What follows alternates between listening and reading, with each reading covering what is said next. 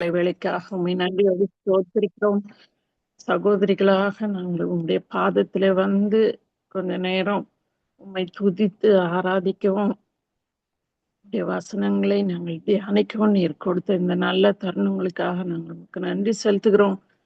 உம்முடைய வேதத்தை நாங்கள் ஆராய்ந்து நித்திய ஜீவனை பற்றி கொள்கிறவர்களாக நாங்கள் மாத்திரம் அல்ல, எங்கள் குடும்பங்கள் முழுவதுமாக உம்முடைய செட்டைகளுக்குள்ளே வந்து விட நீர் கிருபை தாரும் ஆண்டவரே. அதாவது நாங்க கேட்ட நல்ல சாட்சிக்காக நாங்கள் உமக்கு நன்றி செலுத்துகிறோம். கர்த்தரை நம்புகிற ஆத்மாவுக்கு நீர் நல்லவராகவே இருக்கிறீர் ஆண்டவரே. எங்களுடைய ஜெபங்கள் ஒரு நாளும் வீண் போவதில்லை. நீர் எங்களுக்கு ஜெபங்களுக்கு பதில் அளிக்கிற ஜீவன் உள்ள தேவன் என்பதை ஒரு முறை கூட நாங்கள் சகோதரிய வாழ்க்கையில நாங்கள் கண்டு கொள்ளும்படியாக நீர் கொடுத்த அந்த கிருபைக்காக நாங்கள் உமக்கு நன்றி ஸ்துதி ஸ்தோத்திரங்களை நாங்கள் ஏறெடுக்கிறோம். இது ஒரு ஆரம்பமா இருக்கட்டும். அவர்கள் வாழ்ந்து செழித்து சுகித்து இருக்கிறதை அந்த தகப்பனும் தாயும் அவங்க குடும்பத்துல இருக்கிற எல்லாரும் கண்டு சந்தோஷப்படும்படியாக நீங்க கிருபை தாருங்க.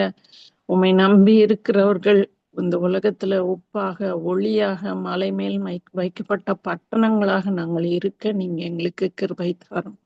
இந்த நாள்ல நீர் எங்க ஒவ்வொருத்தரோடையும் தனிப்பட்ட விதத்துல ஆவியானவர் இடைப்படுங்க, பிரயோஜனப்படுத்தி கொடுங்க ஆண்டவரே.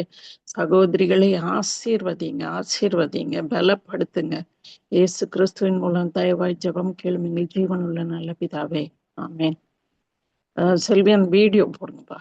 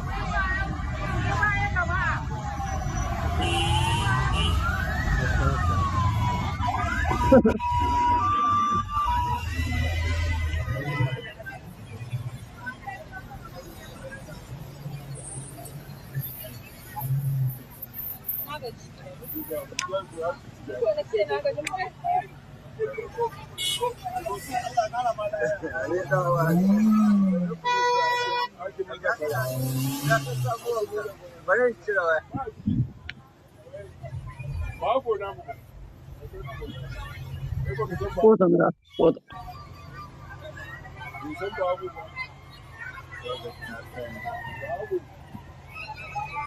டயபெட்டிஸ் வந்த உடனே நீங்க பண்ண முதல் விஷயம் இந்த மாதிரி ஒயிட். தேங்க்யூப்பா. நீங்க பார்த்தது வந்து ஒரு நைஜீரியன் பிரசிடென்ட்னு அவரோட பிரசிடென்ஷியல் கான்வாய். நம்மளுக்கு எல்லா உலக தலைவர்களுக்கும் இருக்குது, எல்லா அரசியல் தலைவர்களுக்கும் இருக்குது. இப்போ நம்ம சீஃப் மினிஸ்டர்னா அவருக்குன்னு ஒரு சீஃப் மினிஸ்டர்ஸ் கான்வாய் இருக்குது, அவரோட பாதுகாப்பு வாகனங்கள். நான் நினைச்சேன் உலகத்திலே யாருக்கு ரொம்ப பெருசுன்னு போட்டு பார்த்தா அமெரிக்கன் பிரசிடென்ட்னு தான் வரும்னு நினைச்சேன். அது பார்த்தா இந்த நைஜீரியன் இவர் இந்த டினுபுன்னு அவருக்கு தான் இந்த இவ்வளோ பெரிய கான்வாய். இதுல அவர் வண்டி எங்க இருக்குன்னே தெரியல, ஏன்னா அவ்வளோ பாதுகாப்பு. ஆனா அந்த நாட்டு மக்களை பாத்தீங்கன்னா இந்த பாதுகாப்பா வர்றாரே இவர், அவ்வளோ ஊழல், அவ்வளோ கரப்ஷன் அங்க. மக்கள் பார்த்தா பரிதாபமா இருக்குங்க. அந்த கான்வாயில போற எல்லா வண்டியும் சாதாரண வண்டி கிடையாது. அதுல போற ஒவ்வொரு லெக்ஸஸும் அதுல பல லட்சங்கள். அந்த ஒவ்வொரு வண்டியும். ஆனா மக்கள் வந்து அவ்வளவு பாதுகாப்பு இல்லாம, சாப்பாட்டுக்கே இல்லாம ரொம்ப வறுமையில இருக்கிறவங்க. ஏன் பார்த்தேன்னா, ஏசாயா 58:8 யாராவது எனக்காக வாசிக்கிறீங்களா? ஏசாயா 58:8. அப்பொழுது விடியற்கால வெளிச்சத்தைப் போல உன் வெளிச்சம் எழும்பி, உன் சுக வாழ்வு சீக்கிரத்தில் துளிர்த்து, உன் நீதி உனக்கு முன்னாலே செல்லும். கர்த்தருடைய மகிமை உன்னை பின்னாலே காக்கும். ஆமென். ஆமென். நான் வந்து இந்த வசனத்தை எத்தனையோ தடவை படிச்சிருக்கிறேன். ஆனா அன்னைக்கு ஒரு நாள் படிக்கும்போது, அப்பொழுது விடியற்கால வெளுப்பை போல உன் வெளிச்சம் எழும்பி, உன் சுகவாழ்வு சீக்கிரத்தில் துளிர்த்து, உன் நீதி உனக்கு முன்னாலே செல்லும்னோடனே தான் எனக்கு அப்படியே பக்குன்னு ஆயிடுச்சு. ஐயையோ! நான் நினைச்சுக்கிட்டேன் இத்தனை நாள் கர்த்தருடைய நீதி முன்னாலே போகும், கர்த்தருடைய மகிமை உன்னை பின்னாலே காக்கும். ஒருவேளை நீங்க எல்லாரும் கரெக்டா படிச்சுக்கலாம். என்ன மாதிரி யாராவது படிச்சிருந்தீங்கன்னா, செல்வி சிஸ்டர் சொல்ற மாதிரி ஒரு அன்மியூட் பண்ணி அல்லேலூயா சொல்லுங்கன்னு சொல்லலான்னு, அந்த அளவுக்கு எனக்கு ஒரு சப்போர்ட் தேவைப்படுற மாதிரி ஒரு மனசுக்கு அவ்வளவு பாரமா இருக்கு. ஆனாலும் சொன்னா நல்லா இருக்காது. ஒருவேளை நான் தான் அப்படி படிச்சிருக்கேன்னு நினைக்கிறேன். இப்பதான் நான் அன்னைக்கு பாக்குறேன்.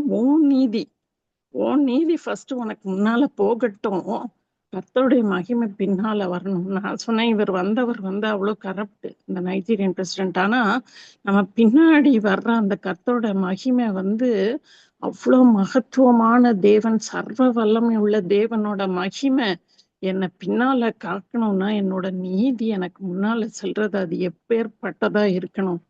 அது வந்து எனக்கு ரொம்ப மனசுக்கு இதா இருந்துச்சு. ஐயையோ! அப்படின்னு. ஆனா நம்மளுக்கு தெரியும். அதே ஏசாயா 64:6 சொல்லுது, எங்களுடைய நீதிகள் எல்லாம் அழுக்கான கந்தை போல இருக்குது. ரோமர் 3:10 சொல்லுது, நீதிமான் ஒருவனாகிலும் இல்லை, எல்லாரும் பாவம் செய்து தேவ மகிமையற்றவர்களாக நம்ம ஆயிட்டோம். ஆனா ரோமர் 3:23 தான் சொல்றாரு, இலவசமாய் அவருடைய கிருபையினாலே கிறிஸ்து இயேசுவில் உள்ள மீட்பை கொண்டு நீதிமான் ஆக்கப்படுறோம். நம்ம கிறிஸ்து இயேசு நம்மளை மீட்டது மட்டும் இல்ல, நம்மளை அவரே நீதிமான் ஆக்குறாரு. அதனாலதான் 1 கொரிந்தியர் 1:31 சொல்றாரு, இயேசு கிறிஸ்துவே தேவனால் நமக்கு ஞானமும் நீதியும் பரிசுத்தமும் மீட்புமானார். அவர்தான் நம்மளுடைய ஞானம், அவர்தான் நம்மளுடைய நீதி, அவர்தான் நம்முடைய பரிசுத்தம், அவர்தான் நம்முடைய மீட்பு. அவருடைய நீதி நம்முடைய நீதியா இருக்குதுன்னு சொல்லிட்டு நான் எதுவுமே செய்யாம இருக்க முடியாது. அவர் நீதி தான் எனக்கு இருக்குதே, அது போதும், அதை வச்சு நான் பழச்சுக்குவேன்னு அப்படி சொல்ல முடியாது. ஏன்னா ஆண்டவர் வந்து இந்த நிறைய டிவி ஷோஸ்ல இன்டர்வியூஸ்ல எல்லாம் பார்த்துருக்கீங்களா? ஃபர்ஸ்ட் ஷாட் போடுவாங்க டிஸ்க்ளைமர், இல்லைன்னா பொறுப்பு துறப்பு.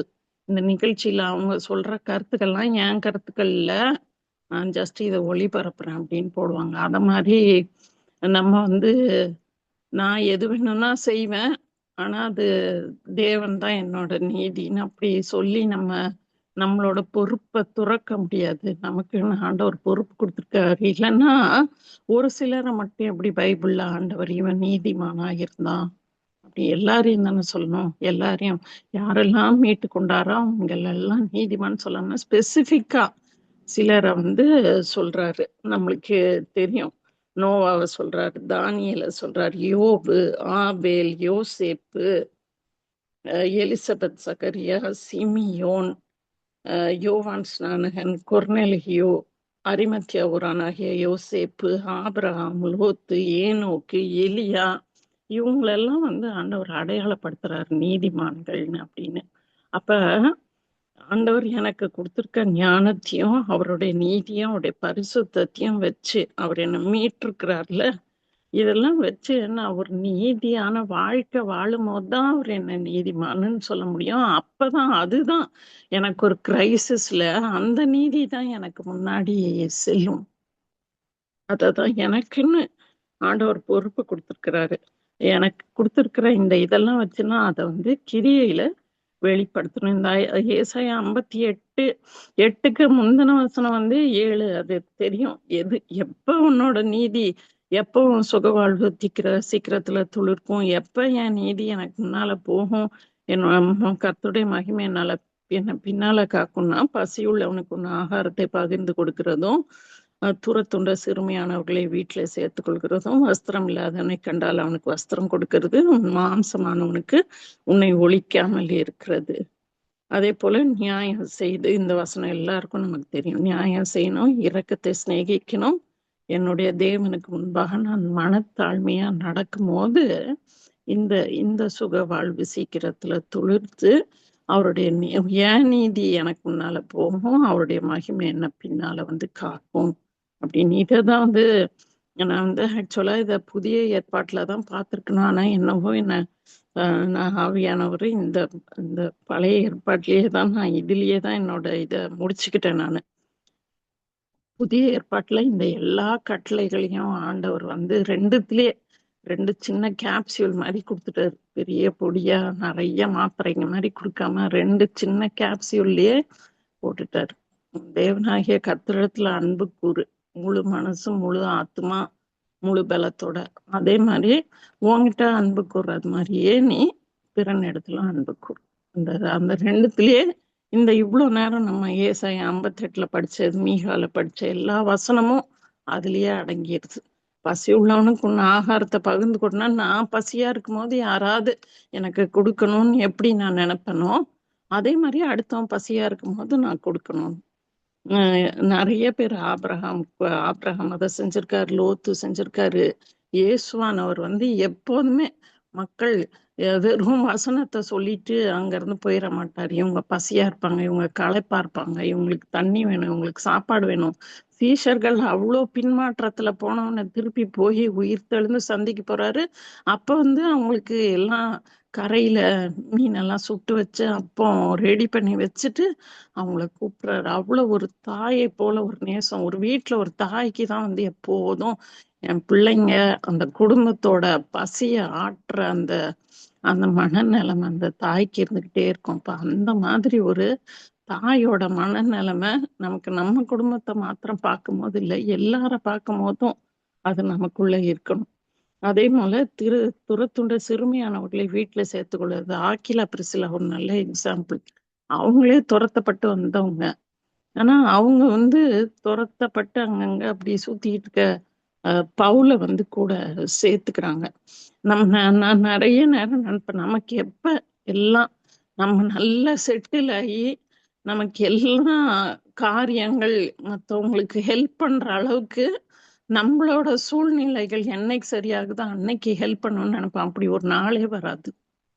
எல்லா நாளுமே நம்ம எவ்வளவு தாவீது வந்து அப்படியே ஒருத்த வந்து துரத்திக்கிட்டே இருக்கான், கொல்லாம விட மாட்டேன்னு பின்னால ராஜாவே, அந்த நாட்டு ராஜாவே துரத்துறான். அப்ப எவ்வளவு பெரிய ஆபத்துல இருப்பான்.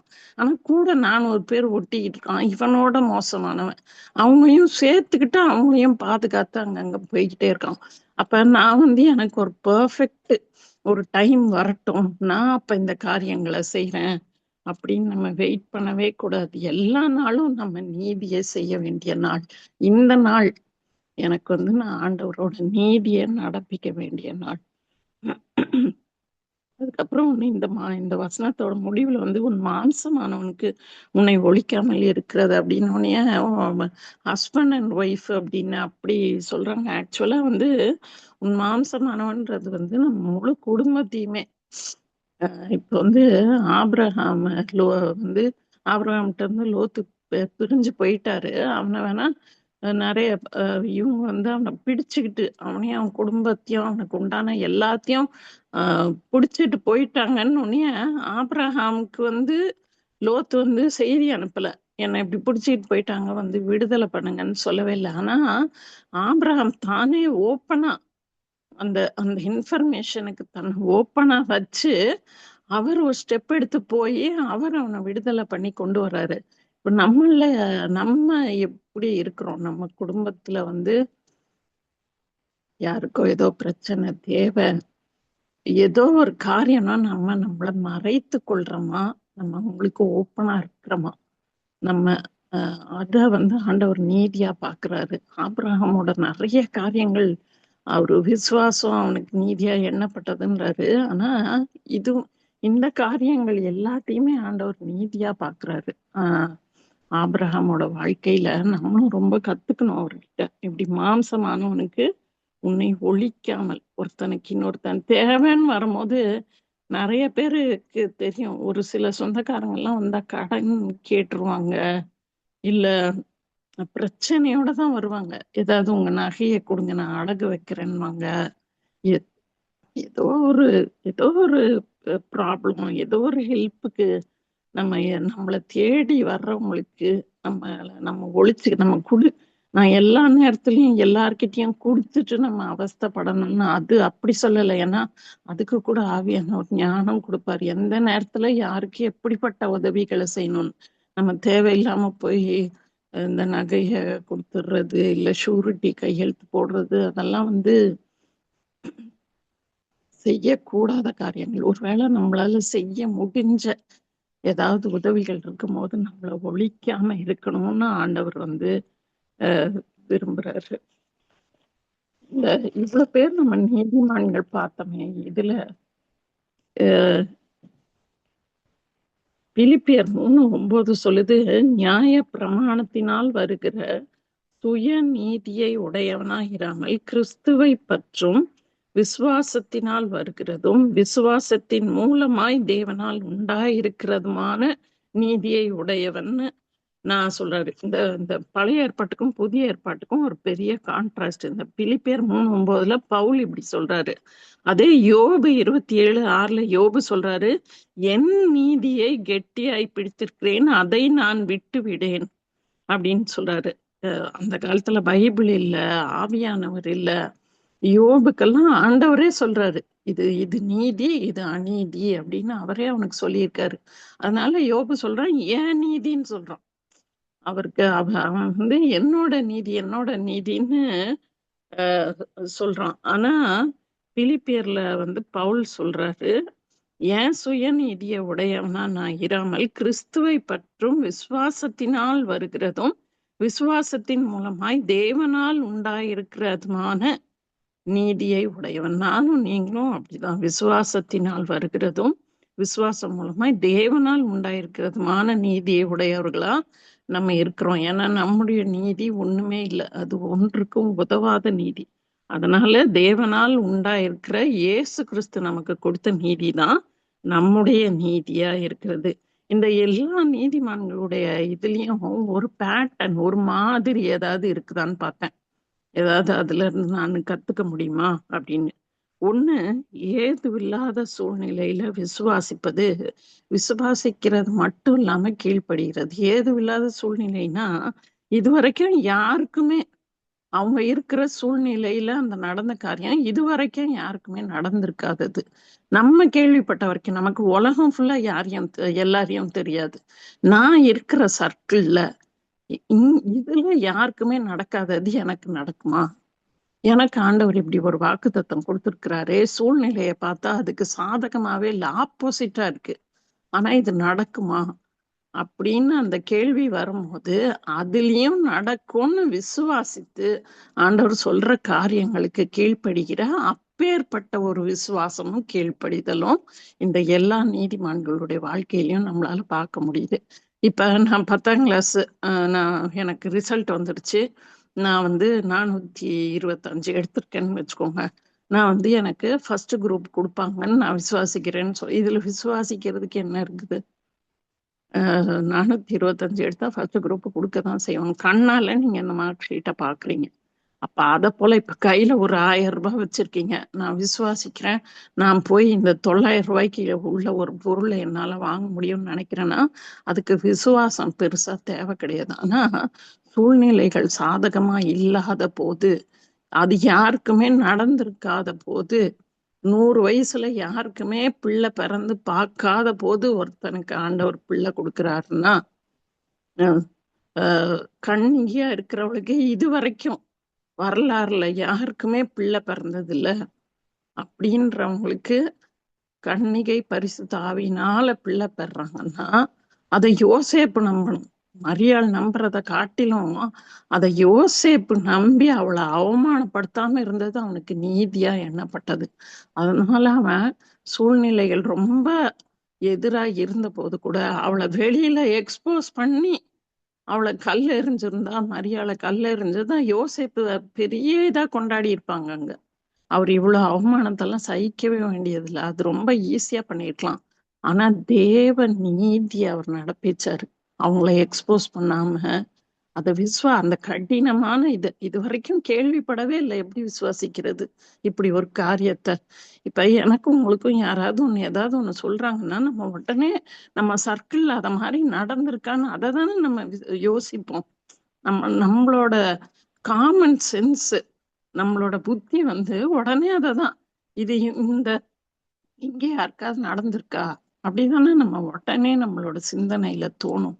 ஆனா தேவ நீதிய நடப்பிக்கணும்னா அந்த சிந்தனையெல்லாம் தாண்டி நம்ம ஆண்டவருக்கு முழுசுமா நம்ம விசுவாசித்து அவருக்கு நம்ம கீழ்ப்படியும் போதுதான் அவரோட நீதி அதுல விளங்கும். நம்மளுக்கு அதை ஆண்டவர் நீதியா எடுத்துக்குவாரு. இந்த பிள்ளை இப்படி பாதகமா இருக்கும் போது நம்புச்சு இல்ல, அதுதான் இந்த பிள்ளைக்கு நீதின்னு. அப்போ ஒரு கிரைசிஸ்ல அந்த நீதி எனக்கு முன்னால சென்று எனக்கு அந்த தடைகளை தகர்த்தி என்னை கொண்டு போறதுக்கு அது யூஸ்ஃபுல்லா இருக்கும். இன்னொன்னு, இந்த எல்லா நீதியா நடந்த பரிசுத்தவான்களோட வாழ்க்கையில பார்த்தா அவங்க இயேசுவோட குணாதிசயங்களை வெளிப்படுத்துகிறவராக இருந்தாங்க. அவருடைய நீதிய எனக்கு தெரிகிறது பெரிய காரியம் இல்ல. இயேசு இதெல்லாம் சொல்லியிருக்காரு, இதுதான் சரின்னு சொல்லியிருக்காரு, இதுதான் நீதின்னு சொல்லியிருக்காருன்னு அந்த அறிவு எனக்கு எந்த பிரயோஜனமும் இல்லை. ஆனா அது என் கிரியையில வெளிப்படுதா? என்ன பாக்குறவங்க இயேசுவோட நீதிய அவங்களால தெரிஞ்சுக்க முடியுதா? இப்படி இயேசுவோட அவரோட நீதி தான் இவங்களோட நீதி அப்படின்னு நான் என் வாழ்க்கை மூலமா காட்டுறேன்னா, இந்த பரிசுத்தவான்கள்லாம் அப்படி காட்டியிருக்கிறாங்க. அதனாலதான் ஆண்டவர் அவங்கள நீதிமானன்னு சொல்றாங்க. இன்னொன்னு, நீதியா நடக்கிறவங்க எல்லாம் உணர்வு உள்ளவர்களா இருக்கிறாங்க. அவங்க உணர்வு இல்லாதவர்கள் நடுவுல இருந்தாலும் அவங்க உணர்வு உள்ளவர்களா இருக்கிறாங்க. அத ஆண்டவர் அவங்களுக்கு நீதியா பாக்குறாரு. நீதியா நடக்கிறவங்க உண்மை உள்ளவர்களா இருக்கிறாங்க. மற்ற எல்லாரும் அவங்கள சுத்தி உண்மை இல்லாதவர்களா இருந்தாலும் இவங்க உண்மை உள்ளவர்களா, வெளிப்படை தன்மை உள்ளவர்களா, பாசாங்கு மாய்மாலம் பண்ணாதவங்களா இருந்திருக்கிறாங்க இந்த நீதியா நடந்தவங்க எல்லாரும். இவங்களோட விசுவாசம் எப்படிப்பட்டதா இருந்ததுன்னா, கர்த்தரையும் இல்ல கர்த்தரையும் நான் நம்புவேன், கர்த்தரை நம்புவேன், இல்ல கர்த்தரையே நம்புவேன்னு அப்படி ஒரு அசைக்க முடியாத நம்பிக்கை. அதனால்தான் தாவீது என் இருதயத்துக்கு ஏற்றவன் ஏன் சொல்றாருன்னா, அவன் அவ்வளோ பெரிய பாவம் பண்ணி இது பண்ணா கூட ஆண்டவர் அவனை ஏன் அவ்வளோ நேசித்தார்னா, அப்படியே டோட்டலா கடவுள் மேலதான் அவனோட நம்பிக்கை. டோட்டல் ரிலையன்ஸ் அவர் மேலதான். 100% யார் மேலன்னா ஆண்டவர் மேல. அதுதான் அவருக்கு ரொம்ப பிடிச்சிச்சு. அவனோட மிகுந்த விசுவாசம், தேவன் பேர்ல வைக்கிற வைராக்கியம். இதுக்கு ஆதாரமா 1 சாமுவேல் 17ஆம் அதிகாரம். இங்க இருக்கிறவங்க யாருமே வசனம் தெரியாதவங்க இல்ல, எல்லாருமே இதுல ரொம்ப தேர்ந்தவங்கன்றதால நான் அதிக வசனங்களை படிச்சு நான் காரியங்களை சொல்லாதபடிக்கு நான் அப்படியே ஒரு ஜிஸ்ட் மாதிரி நான் உங்களுக்கு சொல்லிட்டே போறேன். 1 சாமுவேல் 17ஆவது அதிகாரம் நமக்கு தெரியும்.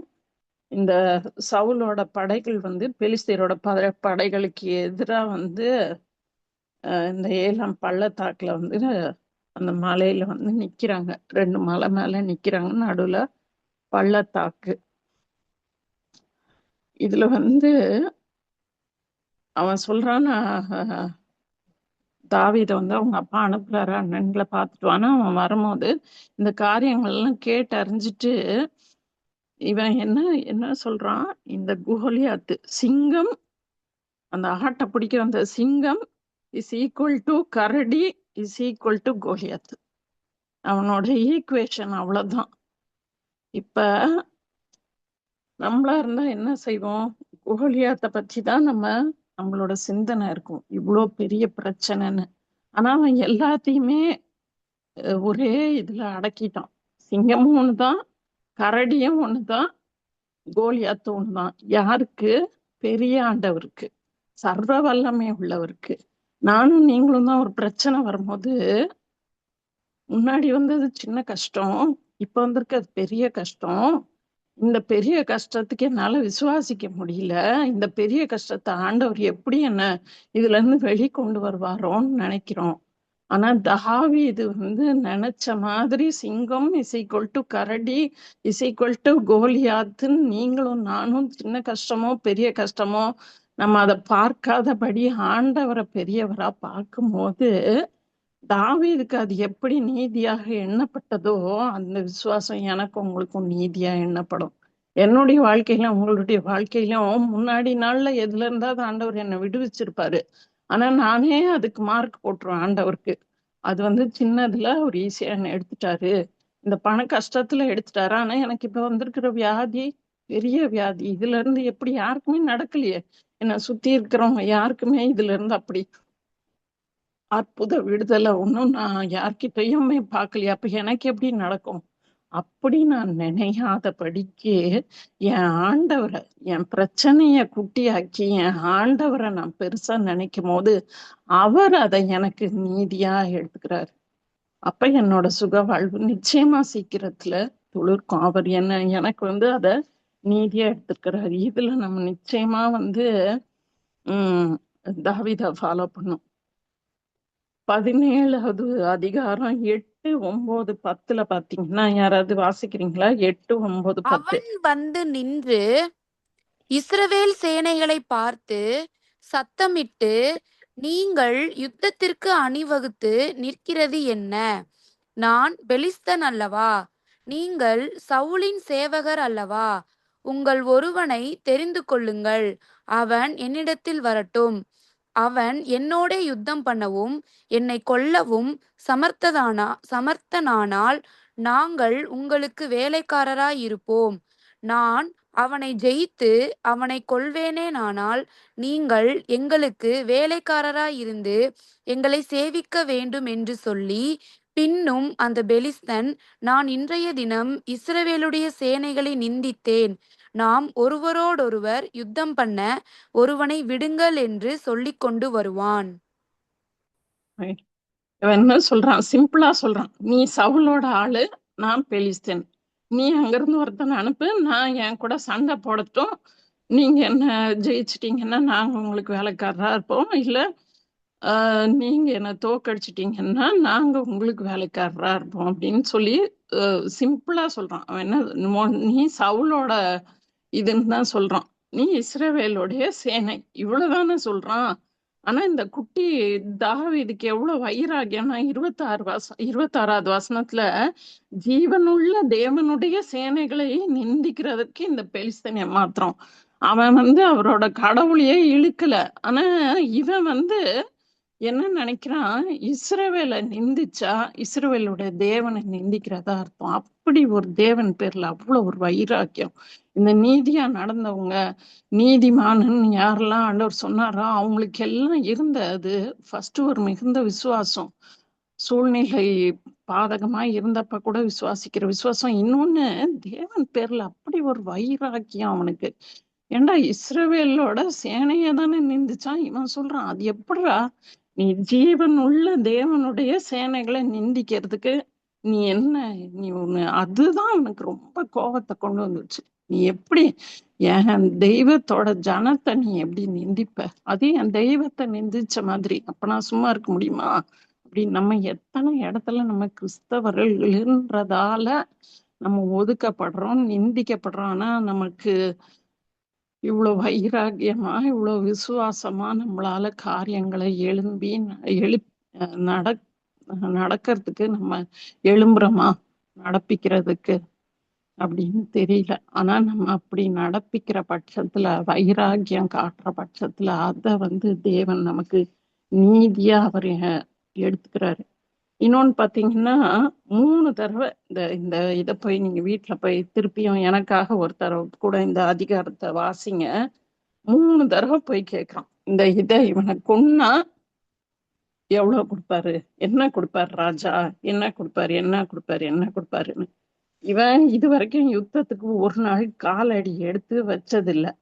ஆனா இவன் இவன் போய் கேக்குறான். ஒவ்வொருத்தரையா போய் 3வது ஆள்கிட்ட கூட கேக்குறான்.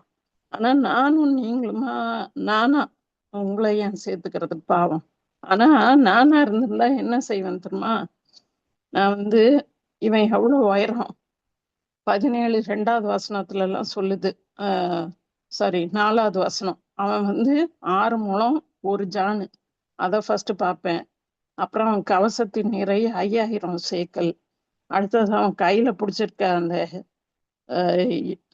ஈட்டி தாங்கு நெசவு, அந்த ஈட்டி தாங்க அந்த ஷீல்டு வந்து 600 சேக்கல் இரும்பு.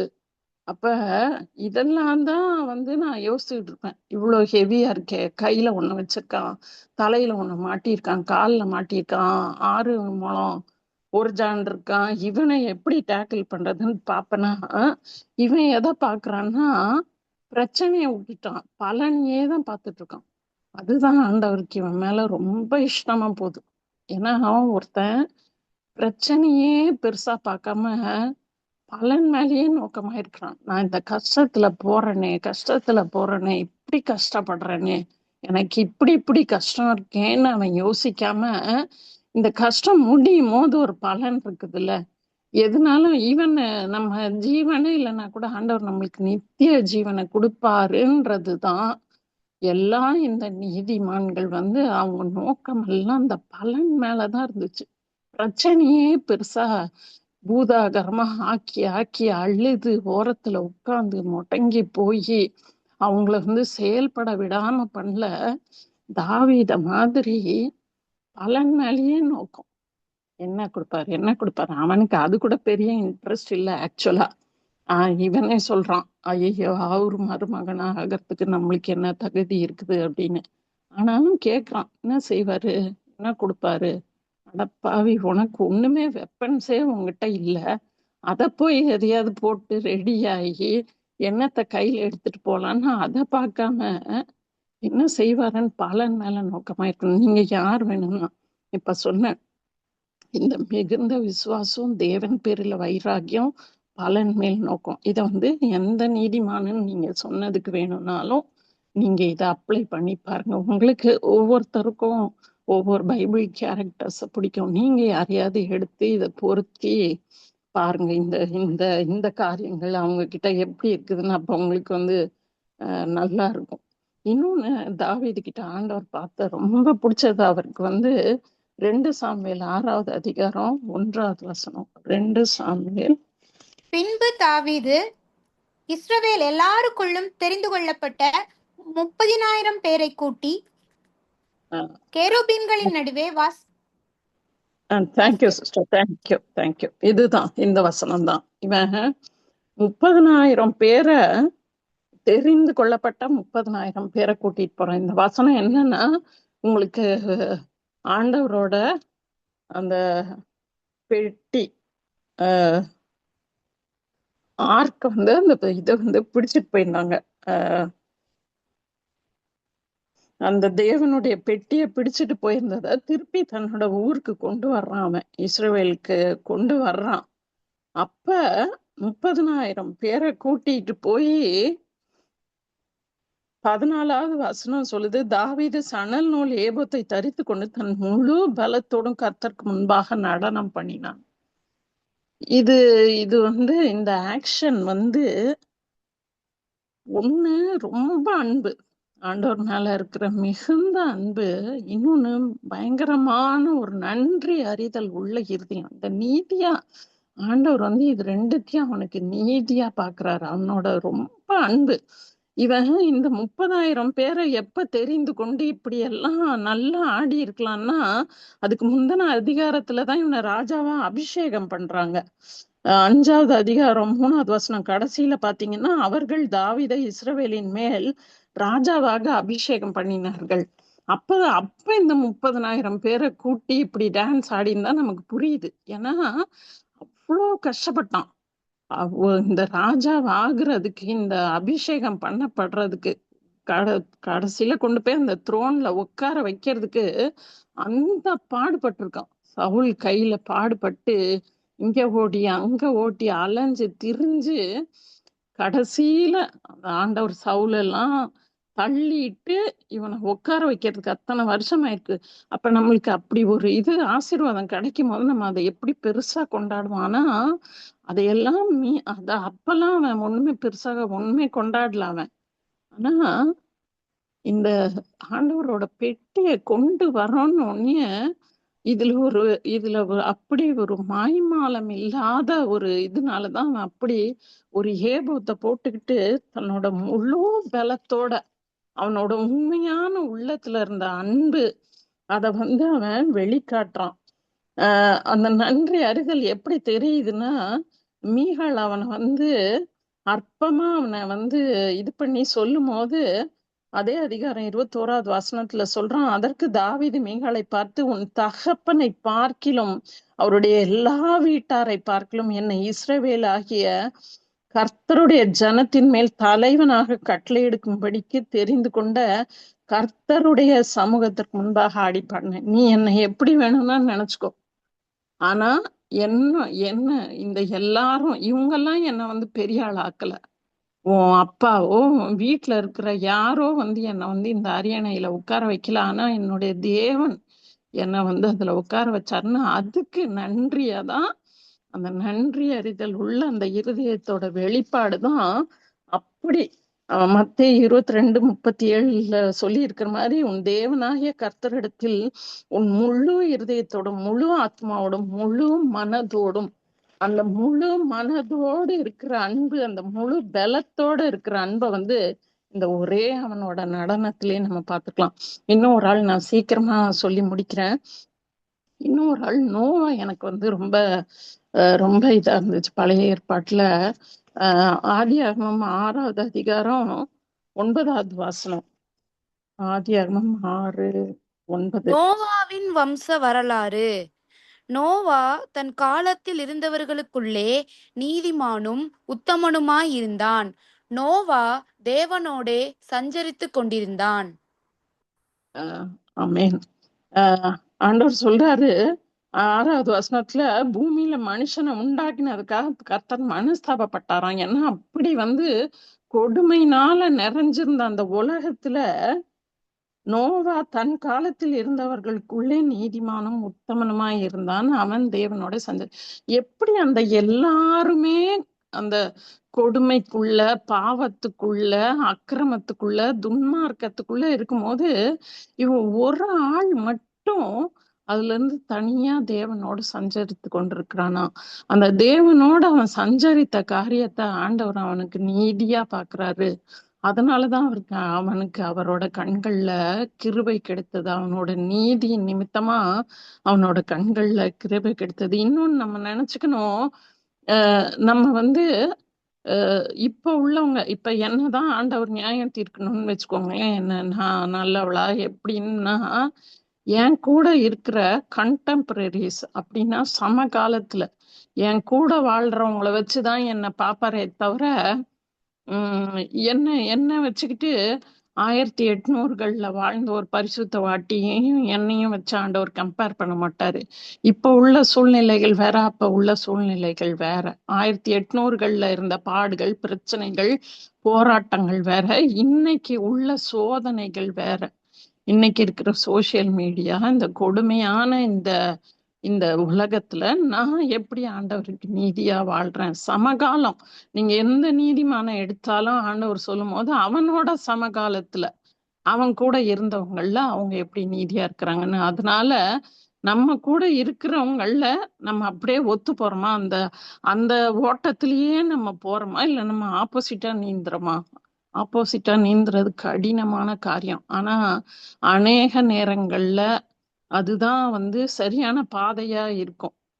நீங்க அப்ப எல்லாருக்கும் வீட்டுல கூட திட்டுவாங்க, எல்லாருக்கும் ஒரு வழின்னா இடும்பனுக்கு ஒரு வழி. நீ என்ன எல்லாரும் நாங்க இப்படி போகும்போது நீ அப்படி போகணும்னு சொல்ற அப்படின்னா, தேவ நீதி அப்படிதான் இருக்குது. எப்போதுமே தேவனுடைய நீதி இந்த உலகத்துக்கு ஒத்த வேஷம் தரிக்கிற காரியம் கிடையாது. அதுக்கு ஆப்போசிட்டா வரும்போது அவனுக்கு நிறைய அதனால பிரச்சனை இருந்திருக்கும். நோவாக்கு இருந்திருக்கும். எதிர் திசையில நீச்சல் போடுறது அவ்வளோ சுலபம் இல்லை. ஆனாலும் அவன்கிட்ட ஆண்டவர் எப்படி பார்க்கறாரு? 6வது அதிகாரம் 22 நோவா அப்படியே செய்தான். தேவன் தனக்கு கட்டளையிட்டபடியெல்லாம் அவன் செய்து முடித்தான்.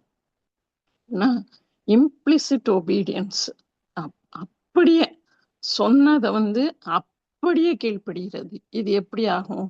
நீங்க என்ன அவர் சொல்றார், உனக்குன்னு ஒரு பேழையை உண்டாக்குனா அப்ப 8 பேர் ஹியூமன் பீயிங்ஸ், மனுஷர் 8 பேருக்கு தான் அதுல ஆண்டவர் சொல்லியிருப்பார். மீதி எல்லாம் அவருக்கு ஆண்டவருக்கு முன்னாடியே தெரியும் உங்களை தவிர வேற யாரும் உள்ள போறது இல்லைன்னு. ஆனாலும் நீதிமானாகிய இவன் அந்த நீதிய பிரசங்கிச்சுக்கிட்டே இருந்தான் 150 வருஷம். ஏன்னா அவனுக்கு அப்படி ஒரு மனசு. இயேசுக்கு தேவனுக்கு என்ன ஒரு மனசோ அதே மனசு. அதுதான் நான் சொன்னேன். நம்ம நம்ம குடும்பங்கள்ல நம்ம நீதியை வெளிப்படுத்துறவங்களா இருக்கிறோமா முதல்ல ஃபர்ஸ்ட். ஏன்னா நம்ம வெளியில எப்படி வேணா ஒரு பிக்சர் நம்மளால கொடுக்க முடியும். நம்ம பக்தியா, நல்லவங்களா, ரொம்ப ஜெபிக்கிறவங்களா, ரொம்ப நேர்மையா இருக்கிறவங்களா, ஆண்டவரும் நம்மளும் அப்படி ஒரு க்ளோஸ் ஃப்ரெண்ட்ஸ் மாதிரி நம்மளால ஒரு இதை பிம்பத்தை உருவாக்க முடியும். ஆனா வீட்டுல இருக்கிறவங்க கிட்ட எல்லா நேரமும் நம்மளால அந்த பிம்பத்தை உண்டாக்க முடியாது. நோவா அவன் கூட இருந்த 7 பேரும், அவன் மனைவி, 3 மகன்கள், மருமகள்ங்க உள்ள போனாங்கன்னா இவனுக்குள்ள அந்த நீதிய பாக்குறாங்க. இவன் எப்படி தேவனுடைய நீதிய நடப்பித்தான், எப்படி வெளிப்படுத்தினான்னு பாக்குறதாலதான் அவங்க முதல்ல போனாங்க. எத்தனை குடும்பங்கள்ல நம்ம சொல்றத நம்ம வீட்டு ஆளுங்க நிறைய டைம் கேட்கறதே இல்லை. எதிர்க்கிறது எல்லா இடத்துலயும் இருக்கு. நம்ம சொல்றத எல்லாரும் எல்லா டைமும் கேட்டுக்கிட்டு ஒத்துக்குவாங்கன்னு இல்லை. ஆனாலும் நம்ம அமைதலா தேவனோட நீதியை நடப்பிக்கும் போது நிச்சயமா அவங்க நம் சார்புல வர்றதுக்கு 100% ஆண்டவர் நம்மளுக்கு உதவி செய்வார். நிச்சயமா நம்மள ஆண்டவர் உதவி செய்வார். எப்படி நோவா இவ்வளோ கொடுமையான இடத்துல அவன் ஆண்டவர் கூட தன்னை பரிசுத்தமா காத்துக்கிட்டானோ, அது ஆண்டவர் மேல இருக்கிற அன்பு, அதனால உண்டாகிற விசுவாசம், அதனால உண்டாகிற கீழ்ப்படிதல். அன்பு இல்லாம விசுவாசிக்க முடியாது, விசுவாசம் இல்லாம கீழ்ப்படிய முடியாது. இந்த 3ம் என்கிட்ட இருக்குதா? எனக்கு தேவன் பேர்ல அன்பு இருக்குதா? தேவன் பேர்ல அன்பு இருந்தா மனுஷர் மேல எனக்கு அன்பு இருக்கும். எனக்கு ஆண்டவர் பேர்ல அசைக்க முடியாத விசுவாசம் இருக்குதா? ஆண்டவர் பேர்ல விசுவாசம் இருந்தா நிச்சயமா நான் அவர் சொல்ற எல்லா காரியங்களுக்கும் கீழ்ப்படுகிறது எனக்கு லேசான காரியமா இருக்கும். அவனை சுத்தி எல்லாரும் எதிரா இருந்தாலும் இவனால அப்படி நிக்க முடியுதுன்னு அவன் நின்னதுதான் அவனுக்கு நீதியா எண்ணப்பட்டது. 9:2 சொன்னது. இது ஒரே ஒரு வசனம் மட்டும் எனக்கு வாசிங்க. ஆதியாகமம் 9:2. உங்களை பற்றிய பயமும் அச்சமும் பூமியிலுள்ள சகல மிருகங்களுக்கும் ஆகாயத்திலுள்ள சகல பறவைகளுக்கும் உண்டாயிருக்கும். பூமியிலே நடமாடுகிற யாவும் சமுத்திரத்தின் மச்சங்கள் யாவும் உங்களுக்கு கையளிக்கப்பட்டன. ஆமென். ஒரு மனுஷன் நீதியா நடக்கிறது நிமித்தம் இது யார் இழந்து போன ஆசீர்வாதம் உங்களுக்கு தெரியும். ஆதாம் இழந்து போன ஆசீர்வாதம். நீ ஆண்டு கொள்ளும்படி எல்லாத்தையும் உனக்கு கொடுத்தேன்றத அவன் ஒரு பாவம் செய்து இழந்து போனத ஒரு மனுஷன் நீதியா, கொடுமையான உலகத்துல நீதியா நடந்து அதை திருப்பி பெற்றுக்கொள்றான். உங்களை பற்றிய பயமும் அச்சமும் பூமியில் உள்ள சகல மிருகங்களுக்கும் ஆகாயத்தில் உள்ள சகல பறவைகளுக்கும் உண்டாயிருக்கும். பூமியிலே நடமாடுகிற யாவும் சமுத்திரத்தின் மச்சங்கள் யாவும் உங்களுக்கு கையளிக்க திருப்பி கொடுக்கிறாரு அந்த ஆளுகைய. நானும் நீங்களும் நீதியா நடக்கும் போது ஆண்டவர் பேர்ல அசைக்க முடியாத விசுவாசம் வைத்து அவர் பேர்ல நீங்க அன்பு வைத்து வைராக்கியம் அவரோட வார்த்தைக்கு காட்டி அவருக்கு முழுவதுமா கீழ்ப்படிய நான் அர்ப்பணிக்கும் போது ஆண்டவர் எனக்கு அதை நீதியா எடுத்துக்கிட்டு என் குடும்பம் ஒருவேளை இழந்து போன காரியங்களை திருப்பி அவர் எனக்கு கையளிக்கிறதுக்கு வல்லவராக இருக்கிறார். நான் ஒரு ஆள் நிமித்தமா நம்ம வந்து இவங்க சரியில்லை, அவங்க சரியில்லை, என் குடும்பமே வேஸ்ட், நான் மட்டும்தான் இப்படி போராட வேண்டியதா இருக்குன்னு நம்ம நொந்து கொள்ளும் போது தயவு செய்து நோவாவை யோசித்துக்கோங்க. ஆதாம் பாவத்து நிமித்தமா இழந்து போன அந்த ஆசீர்வாதம் ஆளுகைய இந்த ஒரு மனுஷன் தன்னோட நீதியினால அதை திருப்பி பெற்று கொண்டான். ஆண்டவர் வந்து அவர் சொன்ன இதுல இருந்து அவர் ரிவர்ஸ் பண்றாரு. அந்த அதை திருப்பி எடுத்துக்கிறாரு, வாபஸ் வாங்கிக்கிட்டு இவனுக்கு திருப்பி கொடுக்கிறாரு. அப்ப என்னாலையும் உங்களாலையும் நீதியா நடந்தா நிச்சயமா நிச்சயமா நம்ம குடும்பங்கள் இழந்து போன காரியங்களை நம்மளால மீட்டு கொள்ள முடியும்.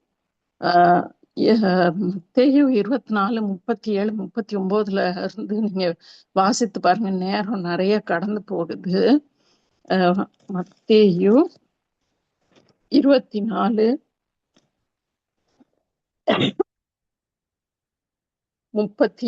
இருந்து 39 சொல்லுது. நோவாவின் காலத்தில் எப்படி நடந்ததோ அப்படியே மனுஷகுமாரன் வரும் காலத்திலும் நடக்கும். எப்படி எனில், ஜலப்பிரளயத்துக்கு முன்னான காலத்திலே நோவா பேழைக்குள் பிரவேசிக்கும் நாள் வரைக்கும் ஜனங்கள் புசித்தும் குடித்தும் பெண் கொண்டும் கொடுத்தும் ஜலப்பிரளயம் வந்து அனைவரையும் வாரி கொண்டு போக மட்டும் உணராதிருந்தார்கள். ஒரு நீதியா நடக்கிற மனுஷன், ஆண்டவருக்குள்ள நான் இருக்கிறேன், ஆண்டவரோட நீதி தான் என் நீதின்னு சொல்ற மனுஷனுக்கு உணர்வு இருக்கும். உணர்வில்லாத ஜனத்தின் மத்தியில நோவா உணர்வுள்ளவனா இருந்தான். நானும் நீங்களும் காலத்தை குறித்து, தேவனை குறித்து, எதிர்வரும் பலனை குறித்து நீதியா நடக்கும் போது வர்ற அந்த பலனை குறிச்சு மிகுந்த உணர்வு உள்ளவர்களா நானும் நீங்களும் இருக்கணும். இன்னொன்னு, இந்த வெளிப்பிரகாரமான உண்மை உள்ளவர்களா இருக்கணும். எனக்கு நேரம் இல்லை, நான் முடிக்கிறேன். இன்னொரு சமயத்துல நம்ம புதிய ஏற்பாடு கூட இதை கனெக்ட் பண்ணி நம்ம பார்த்து இது பண்ணலாம். நம்ம வந்து உண்மை ஆண்டவர் எதிர்பார்க்கிறார். உண்மை உள்ளவர்களா இருக்கணும். நீதியா நடக்கிறவங்க உண்மை உள்ளவர்களா இருப்பாங்க. இந்த வெளி பிரகாரமா மற்றவங்களை இம்ப்ரெஸ் பண்றதுக்கு அதை வந்து அந்த வெறுமையான சடங்குகள் மேல தங்களுடைய நம்பிக்கை வைக்காம, இப்ப வந்து குற்றுயிரா கிடக்கிறவனை காப்பாத்தணுமா, இல்லைன்னா அந்த ஆயக்காரன் மாதிரி சர்ச்சுக்கு கரெக்ட் டைமுக்கு போகணுமா? ரெண்டுத்துல ஒண்ணு தேர்ந்தெடுக்கணும். எது நீதி? குற்றுயிரா கிடக்கிறவனை காப்பாத்துறதா, இல்ல சடங்காச்சாரமா ஆலயத்துக்கு கரெக்டான டைமுக்கு போகணுமா? போகணும். ஆனா இந்த சூழ்நிலையில எது நீதி? ஓய்வு நாள்ல பரிசுத்தமா ஆசரிக்கணும், அன்னைக்கு எந்த வேலையும் செய்யக்கூடாது. ஆனா சூமன கையனா வர்றவன், காலமெல்லாம் கஷ்டப்பட்டுட்டு இருக்கவனுக்கு அன்னைக்கு ஒரு விடுதலை கொடுக்கறது, அது நீதியா? ஓய்வு நாள்ல அமைதியா இருக்கிறது நீதியா? இப்படி நமக்கு எப்போதும் நம்ம வாழ்க்கையே வந்து உண்மைக்கும் உண்மை அல்லாததுக்கும், நீதிக்கும் அநீதிக்கும், ரைட்டு ராங், இது கரெக்டா இது தப்பா, இதுக்கு இடையில தான் நம்மளோட அனுதின போராட்டம். அனுதினம் அதுல நம்ம நீதியை தேர்ந்தெடுக்கும் போது ஆண்டவர் உண்மை உள்ளவரா இருக்கிறாரு. கலாத்தியர் 5:6 சொல்லுது, அன்பினால் கிரியை செய்கிற விசுவாசம்தான் உதவும். நான் விசுவாசிக்கிறேன்னு சொல்றது கிடையாது. அந்த விசுவாசத்தினால நம்ம கிரியை செய்கிறவர்களா அதை வெளிப்படுத்துறதா இருக்கணும். ஏதுவில்லாத சூழ்நிலையில விசுவாசிப்போம், கீழ்ப்படிவோம், இயேசுவோட குணாதிசயங்களை வெளிப்படுத்துவோம். அவருடைய நீதி வந்து நம்முடைய கிரியைகள்ல வெளிப்படணும். நம்ம நீதியா நடக்கிறவங்களா இருந்தா நம்ம காலத்தை குறித்து, ஆண்டவரை குறித்து, நம்மளை சுற்றி நடக்கிற காரியங்களை குறித்து, எனக்கு நேரிடுகிற காரியங்களை குறித்து மிகுந்த உணர்வு உள்ளவர்களா இருப்போம். அடுத்து நீதியாய் நடக்கிற நம்ம உண்மை உள்ளவர்களா இருப்போம். வெளிப்பிரகாரமா மனுஷரை பிரியப்படுத்தாதபடி எது நியாயமோ எது நீதியோ அதை உண்மையாக செய்கிறவர்களா இருப்போம். அப்பொழுது விடியற் கால வெளுப்பை போல உன் வெளிச்சம் எழும்பி உன் சுக வாழ்வு சீக்கிரத்துல துளிர்த்து உன் நீதி உனக்கு முன்னாலே செல்லும். கர்த்தருடைய மகிமை உன்னை பின்னாலே காக்கும். கர்த்தர் தாமே நம்ம ஒவ்வொருவரையும் ஆசீர்வதிப்பாராக.